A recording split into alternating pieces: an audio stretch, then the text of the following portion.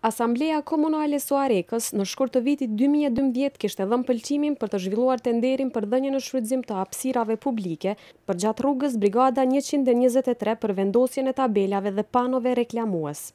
Lidhur me këtë, komuna në tetor kishte bërë ofertë publike. Fitues ishte zgjedhur firma NTSH DHHED me pronar Ramadan Limajn, që sipas ofertës do t'i paguaj komunës 401 euro në muaj për shfrytëzimin e hapësirës publike për reklamim. Por jo çdo gjë ka shkuar kaq rrjedhshëm deri në fund, sepse kjo ofertë ka krijuar mosmarrveshje ndërmjet drejtorit të urbanizmit Kurtesh Fondaj dhe shefit të prokurimit Bujar Kuqi në Suharek. Sipas drejtorit të urbanizmit, panot duhet të vendosen vetëm në rrugën Brigada 123, ndërsa sipas prokurimit, panot reklamuese për post në Brigadën 123 mund të vendosen edhe në rrugët në drejtim të Reshtanit dhe në disa rrugë tjera që lidhen me Brigadën 123. Drejtoria e urbanizmit ka dhënë pëlqimin zyrtar që të vendosen panot reklamuese vetëm për rrugët përgjatë Brigadës 123. Drejtoria për urbanizmit ka shumë i pëlqen, që jemi munduar me respektuar në tërësi vendimin e asamblesë, respektivisht kontratën të realizuar me drejtorinë për shërbime pronësore juridike dhe katastër.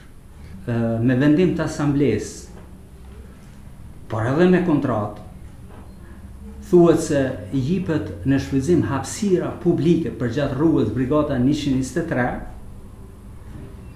atëherë kuptohet që duhet me qenë pjesë e vendimit, po ma vonë edhe kontratës, por edhe pëlqimit për shfrytëzimin e hapësirës çaj brez rrugor. Kurse në materialet tenderuese kemi një tabel përmes në kuadër që është pjesë përballëse e materialeve ofertuese, në cilën janë edhe disa pozicione që te i kalojnë Brigadën 123. Por shefi i prokurimit, Bujar Kuqi, mendon se kjo punë është e sqaruar mirë, se janë specifikimet se për cilat rrugë bëhet fjalë.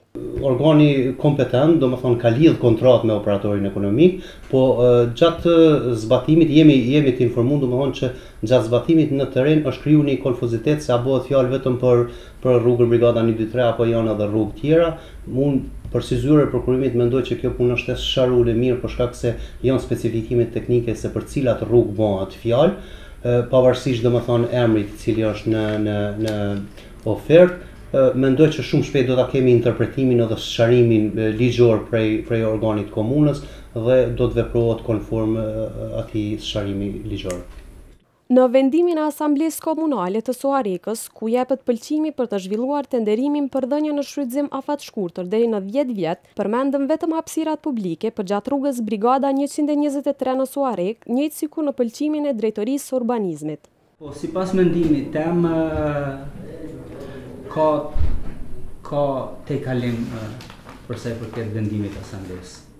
Edhe në kontratën e lidhur në mes fituesit të tenderit dhe komunës së Suarekës, ceket se objekti i kontratës është vendosja e tabelave dhe panove reklamuese në rrugën Brigada 123 për 10 vjet. Por Bujar Kuqi nga zyra e prokurimit mendon se si titulli i projektit ka qenë vetëm Brigada 123, sepse sipas tij në titull nuk kanë mundur të përfshihen edhe rrugët tjera, por specifikimet teknike kanë ardhur nga drejtoria e urbanizmit. Kur është marrë vendimi, domethënë është marrë si titull i projektit ka qenë dhënia në shfrytëzim e hapësirave publike përgjatë rrugës Brigada 123.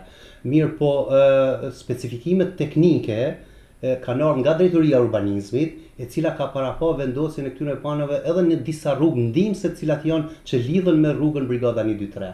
Po ashtu të gjitha këto materiale që unë po i përmendi kanë shkuar në asamblenë komunale. Këto materiale janë shqyrtuar prej anëtarëve të komisionit i cili është në përbërje prej delegatëve të Kuvendit të Asamblesë Komunale. Domethënë gjitha këto dokumente ata e kanë pa paraprakisht para se me shpall fituesi. Konform këtyre dokumenteve ata kanë përzgjatë fituesin. Fituesi i ofertës NTSH DHHED nga Suareka tashmë ka vendosur panot edhe në drejtim të Reshtanit, për të cilat drejtori i urbanizmit Kurtesh Fondaj mendon se janë ilegale. Por derisa nuk sqarohet çështja e problematikës për cilën jemi të folë, për drejtorinë e urbanizmit janë ilegale. Fituesi i tenderit, Ramadan Limaj, pretendon se tenderin e ka fituar edhe për rrugët jashtë Brigadës 123. Kryetari i komunës së Suharekës, Blerim Kuqi, i ka thënë gazetës Jeta në Kosovë se i ka udhëzuar të dy drejtoritë që të veprojnë sipas ligjit dhe sipas dokumenteve që kanë në dispozicion. Për fajin e komunës nuk mund të dëmtohet biznesi, por unë për momentin e kam lënë ashtu siç e ka dhënë pëlqimin Drejtoria e Urbanizmit, por kjo çështje do të diskutohet edhe në asamblen komunale, pasi ata duhet të japin një sqarim, ka thënë Blerim Kuqi.